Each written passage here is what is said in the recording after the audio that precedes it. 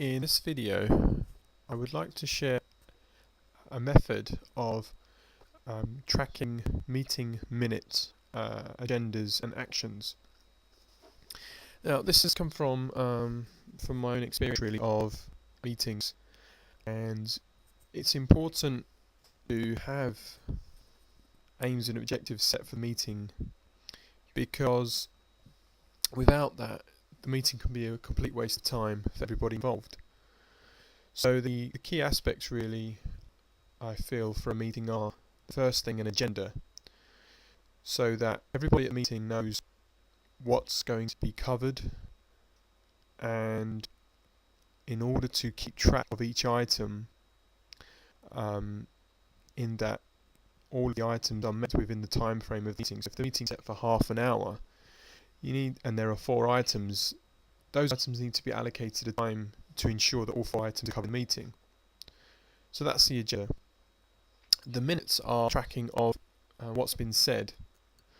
Now, unless you have somebody just designated to recording absolutely words said, it's probably not that efficient to do that. What is important, however, depending on the type of meeting, of course, is the actions. So if an action has been set, it's important to record that and review that at a later stage to ensure that the action's been met. So the first thing, now you could look at this in so many different ways. You can have 3 different documents for the agendas, the meeting and the actions. From my experience, I've found this has been quite useful to use. This is just a quick table. There's nothing really special here. It's just a simple table created in Microsoft Excel.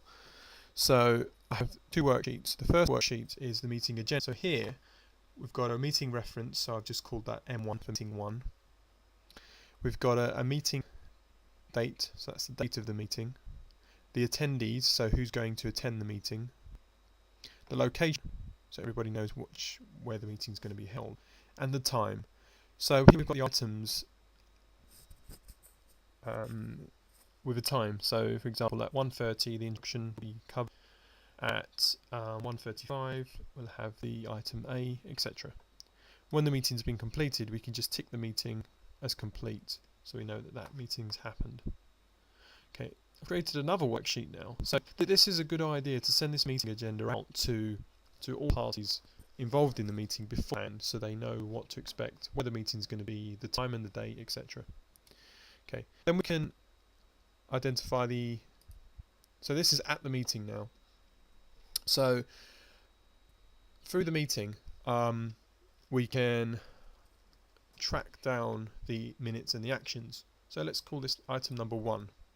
So does it require an action, yes or no? Now if it doesn't require an action, then you could just record that as a minute. So you're just recording what somebody has said if it's important. However, if it does require an action, you can put in yes. You can put the date of the date that the action was set. Now the item, for example, complete document A.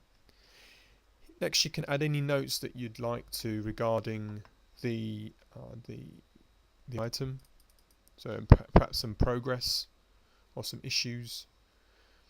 Then it's important to assign that item to somebody. So the responsibility has been placed on that person to complete it by the due date.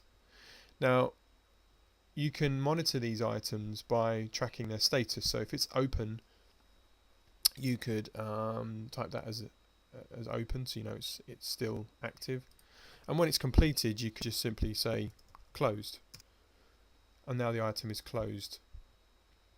The other thing you can do is also write in here as progress. So you can write progress here to show that the action has been started, but it's in progress. Okay, I hope that helps, and all the best.